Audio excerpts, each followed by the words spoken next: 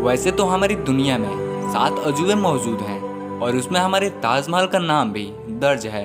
लेकिन दुनिया में जितने भी अजूबे हैं वह दिन और रात लाइट्स इफेक्ट से पूरी तरह चमकाते रहते हैं, जिसके कारण उनकी खूबसूरती में 4 चांद लग जाता है।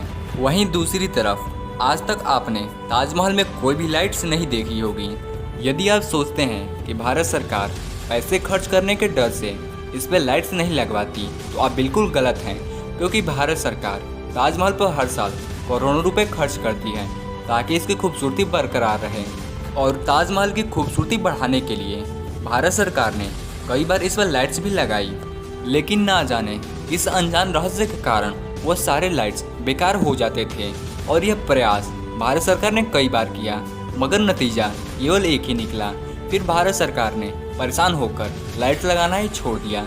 दोस्तों, कहा जाता है कि कोई प्राकृतिक शक्ति ताजमहल में छेड़छाड़ पसंद नहीं करती है और ताजमहल की प्राकृतिक खूबसूरती को बरकरार रखने के लिए वह इंसानों द्वारा किए गए हस्तक्षेप को बर्दाश्त नहीं करती है। आप तो जानते ही होंगे कि ताजमहल को शाहजहां ने अपनी पत्नी मुमताज की याद में बनवाया था और कहा जाता है कि ताजमहल बनाने वाले सभी कारीगरों के हाथ शाहजहां ने कटवा दिए थे।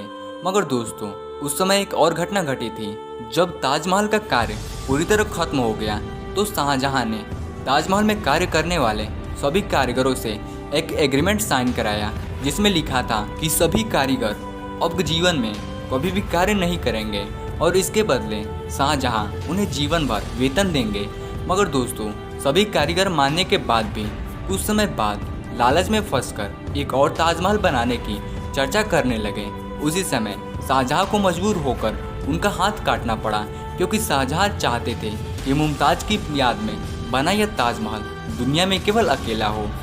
यदि आप ताजमहल गए होंगे तो आप ताजमहल के अंदर तो जरूर गए होंगे, लेकिन क्या आपको मालूम है, आप जिस गेट से जाते हैं आप उसको मेन गेट समझते हैं, लेकिन ये गलत है, क्योंकि ताजमहल का मेन गेट नदी के किनारे यानी पिछले हिस्से में मौजूद था।